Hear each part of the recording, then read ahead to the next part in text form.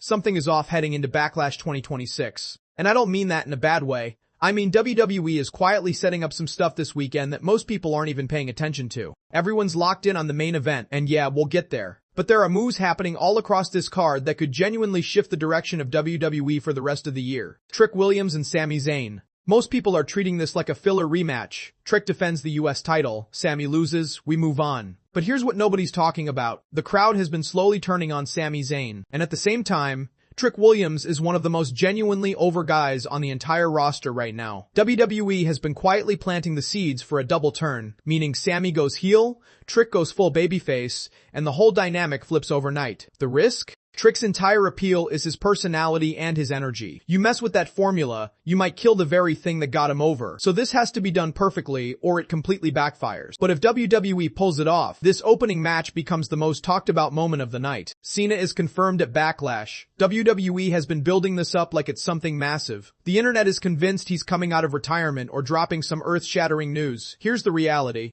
Everything points to Cena announcing Club WWE, a fan membership program with merchandise discounts and early ticket access. I know, not exactly the return of the greatest of all time. Now there's also a chance he announces the WrestleMania 44 location, which would actually land well. Nashville has been heavily rumored, and Cena announcing the biggest show of 2028 makes total sense. But if you're sitting there expecting Cena to say he's got one more match in him, cool that off right now. Because if this turns out to be a discount club announcement, the crowd is going to let WWE hear it. Seth Rollins versus Braun Breaker. This match was supposed to happen at WrestleMania. Injuries pushed it to Backlash. And now it might end up being one of the most important matches on the show, not because of what happens between those two, but because of who might show up. Bronson Reed has been off TV for months. He's been teasing his return on social media, and there are reports that when he comes back, WWE has him pointed straight at Roman Reigns for the world title. Backlash is the perfect place to reintroduce him. Reed runs in, helps Breaker pick up the win, Rollins is protected, and Reed immediately looks like a monster heading into a title program. One appearance and the whole card gets a jolt of energy. The Usos turn heel. This is the rumor that genuinely excites me the most. There are serious talks about WWE turning both Jimmy and Jey Uso heel, and the storytelling logic is actually right there. Jey Uso has been running on empty since losing the world title last year. His character needs something new, something sharp, and a heel turn delivers exactly that. But here's the thing that makes this really exciting. WWE has never done Roman Reigns as a babyface against heel Usos. They have done this rivalry before but always flipped the other way. Doing it this way would feel completely fresh.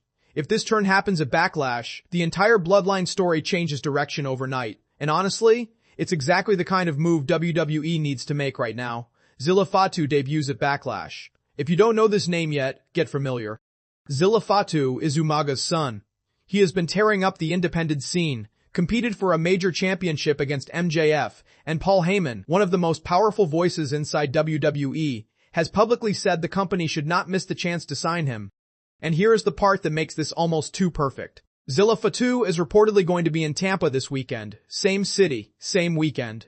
Backlash. The last two Backlash events both had major debuts. This show has quietly become WWE's go-to stage for introducing new stars. Whether he comes out to help Jacob Fatu win the title or Roman pulls him in to rebuild the bloodline from scratch. Either way, Zilla Fatu showing up Saturday night would be a moment that people remember for a very long time. Here's my actual prediction and the reason behind it. Roman wins. No interference, no shortcuts, clean. But here's why that's actually the most interesting outcome on the entire card. Roman said something to Jacob before this match that tells you everything about where this story is going. He told him, "I don't know if you can carry the weight of the championship, but can you carry the weight of acknowledging me after I beat you?" That line is the whole story. Because WWE is rebuilding the bloodline. A new version, and Jacob's going to be part of it eventually. But for that to happen, Roman has to beat him clean first. No excuses, no asterisks. Because if Jacob loses dirty, he never fully accepts it. He never acknowledges anyone. Roman beating Jacob clean is not just a title retain. It is the first step in building something much bigger.